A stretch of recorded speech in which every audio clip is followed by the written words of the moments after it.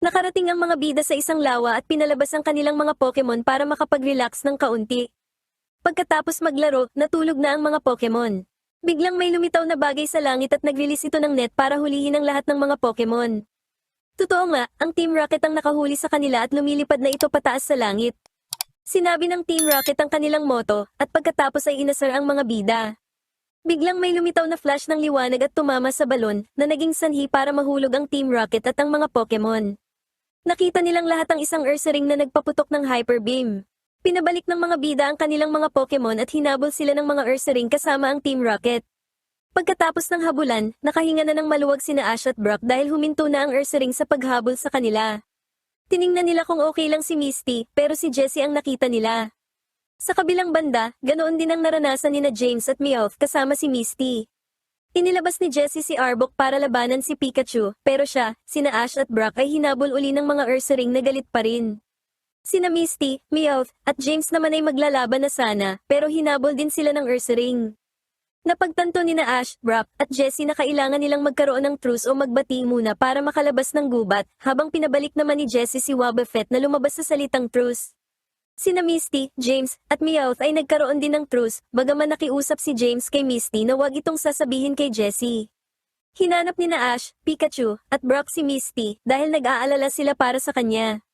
Nakita ni Jessie na nag-aalala sila para sa bugwit na iyon at inisip kung hinahanap din ba siya nina James at Meowth. Sinabi nina James at Meowth kay Misty na hindi na nila kailangang hanapin si Jessie dahil naniniwala sila na kung makikipaglaban man ito sa Ursaring, dapat silang mag-alala para sa Ursaring at hindi kay Jessie. Nakarating sila sa isang krus na daan at pumili ng magkakaibang ruta. Dahil magkaiba ang kanilang opinyon, naglaro sila ng rock, paper, scissors at nanalo si Meowth sa pagpapakita ng scissors. Pumili si Meowth ng direksyon at sumunod sa kanya sina Misty at James. Dahil sumapit na ang gabi, nagpa siya sina Brock at Ash na kumain na ng hapunan, sa pag-asang baka maamoy ni Misty ang pagkain at pumunta ito sa kanila. Nagluto si Brock habang nanonood naman si Jessie. Inilagay ni Brock ang huling sahog at tinikman ito ni Jessie, at nalamang napakasarap nito. Tinanong siya ni Ash kung marami na ba silang nakain na masasarap na pagkain, pero naalala ni Jessie na ang pinakamasarap lang na nakain nila nina James at Meowth ay ang kanyang noodles, kaya nagdesisyon siyang wag na sabihin sa mga bubwit ang tungkol sa mga mararangyang pagkain na nakain niya. Sinabi ni Misty na hindi na sana sila nakinig kay Meowth at umupo muna sila sa isang lugar. Pinaghatian nina James at Meowth ang isang cookie at kinain ito, pero naramdaman nila na hindi ito sapat.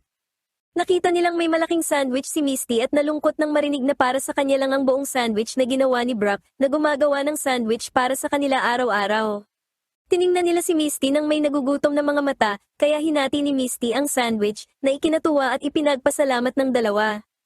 Kalaunan, bilang leader ay sinabi ni Meowth kina James at Misty na kailangan nila ng matutulugan na malayo sa mga Ursaring at pumasok sila sa isang kuweba. Sa kasamaang palad, marami palang Ursaring na nakatira sa kuwebang iyon at hinabol sila ng mga ito. Pumili rin sina Ash, Brock, at Jessie ng isang kuweba. Sinabi ni Ash kay Pikachu na hahanapin nila si Misty kinabukasan. Nakita ni Jessie na kahit sa kuweba ay komportable at naiinitan sila, dahil siya, sina James at Meowth ay madalas lang matulog sa mga bench o parke.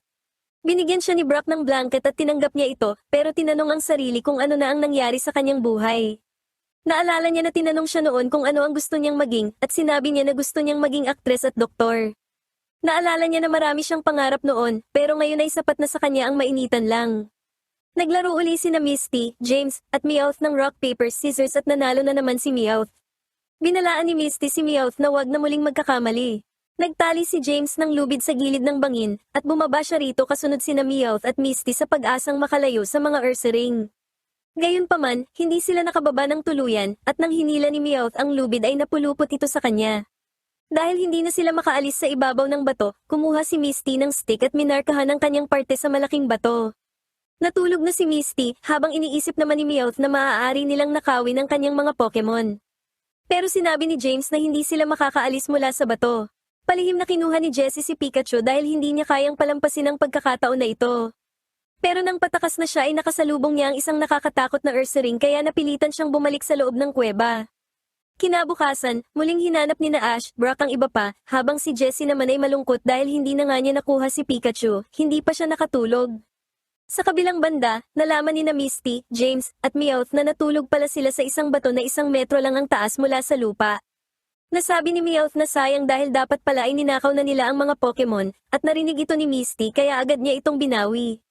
Naglaro uli ang tatlo ng rock, paper, scissors at nanalo si Meowth, pero nakiusap si James na bigyan naman ng pagkakataon ng iba, na ikinalungkot ni Meowth dahil pakiramdam pa naman niya ay suswertehin na siya. Nakakita sina Ash, Brock, at Jessie ng nag-iisang Ursaring at nagpasya silang labanan ito gamit sina Onix at Cyndaquil. Nakita ni Jessie na mahusay ang pagkakasanay sa mga Pokemon na ito, at napagtanto kung gaano kawalang kwenta ang Team Rocket. Tumawag ang Ursaring ng mga kasama kaya pinabalik ni na Ash at Brock ang kanilang mga Pokemon. Naglalakad-lakad sina Meowth, James, at Misty para hanapin ang iba, nang makatagpo sila ng isang nag-iisang Ursaring, at mabilis silang tumakbo palayo rito. Habang tumatakbo palayo sa mga nagngangalit na Ursaring, nagkita-kita ang mga bida at ang Team Rocket. Napilitan silang lahat na tumawid sa isang bulok na tulay para makatakas, pero nasira ito at tuluyang pinutol ng mga Ursaring. Maya-maya pa, nakasabit na ang Team Rocket at ang mga bida sa tulay. Inilabas ni Ash sina Chico, Rita at Bulbasaur. Inilabas ni James ang Victreebel nang inatngat muna ang kanyang ulo, inilabas ni Brock ang kanyang Onix at si Jessie naman ang kanyang Arbok, habang kusa namang lumabas si Psyduck mula sa bag ni Misty. Gumamit sina Victreebel, Bulbasaur, at Chico Rita ng Vine Whip, habang ginamit naman ni na Arbok at Onix ang kanilang mga buntot para hilahin pa itaas ang lubid. Bumigay ang lubid pero mabilis na kumilos ang mga Pokemon na hinila ang lahat pa itaas bago pa man mahulog ang mga ito. Nag-celebrate ang lahat ng magkakasama, pero sandali lang ito dahil nagharap na uli ang Team Rocket at ang mga bida, at nasigawan ni Misty si Psyduck dahil maling panig ang pinuntahan nito. Sumugod si Arbok pero nitakal ito ni Onix. Sinabi ni Jessie sa mga bida na iniligtas ni Arbok ang kanilang mga buhay kaya pagbigyan muna ito, habang iwinagayway naman ni Togepi ang kanyang mga kamay. Gumamit si Victreebel ng Razor Leaf at natalo nito ang Razor Leaf ni Chico Rita, habang si Meowth naman ay sumugod gamit ang Fury Swipes pero natamaan siya ng Thunder Shock ni Pikachu. Nag-release si Togepi ng energy at biglang sumabog ang lupa na kinatatayuan ng Team Rocket kaya tumalsik ito. Naisip ni Misty na si Togepi ang may gawa ng atake dahil wala namang ginawa si Psyduck. Sinabi ni Ash kay Misty na masaya siyang nakabalik ito, at sumagot naman si Misty na na-miss niya rin si Ash. Hindi maintindihan ni Brock kung bakit umaatake ang mga Ursaring, pero pagkatapos niyang sabihin yon, nakakita si Ash ng isang sign sa labas ng gubat na nagpapaliwanag na mating season pala ng mga Ursaring at ginagamit ng mga ito ang gubat bilang breeding ground, at hindi dapat pumasok ang mga tao maliban na lang kung gusto na nilang mamatay. Samantala, matapos ang kanilang blast-off, napagtanto ni Jessie na dahil kina James at Meowth ay hindi naging masaya ang buhay niya. Sinabi naman ni Meowth na sa umpisa pa lang ay alam na nila ni James na hindi magiging masaya ang buhay nila kay Jessie. Narinig yun ni Jessie at magagalit sana pero biglang may lumitaw na mga Ursaring. Nakakita ang mga bida ng isang sign na nagsasabing kailangan nila ng Psychic Pokemon para protektahan ang kanilang sarili laban sa mga Ghost Pokemon. Nag-aalala ang mga bida dahil walang sino man sa kanila ang may Psychic Pokemon. Sa kabutihang palad, naisip ni na Brock at Ash na dapat ilabas ni Misty si Psyduck. Inilabas ni Misty si Psyduck at sinabi niya dito na kung makakakita sila ng anumang Ghost Pokemon, kailangan itong gamitin ng Confusion para paalisin sila. Dahil sa nalilitong hitsura sa mukha nito, nasabi na lang ng grupo na sana ay huwag silang makatagpo ng anumang Ghost Pokemon. Bigla silang nakakita ng isang kakaibang Pokemon na may kakaibang ngiti, kaya inutusan ni Misty si Psyduck na gamitin ang Confusion. Gayunpaman, imbes na gumamit ng Confusion, pinindot lang ni Psyduck ang Pokeball na pinanggalingan niya at pumasok uli sa loob, kaya sobrang nainis si Misty. Sinabi ni Brock na hindi mukhang Haunter o Ghastly ang kakaibang Pokemon, na sinubukang kagatin ang daliri ni Ash. Lumitaw ang isang babae na nagkumpirma sa hinala ni Brock na hindi ito multo. Ang nakangiting Pokemon ay buntot pala ng isang Girafarig na kumakain.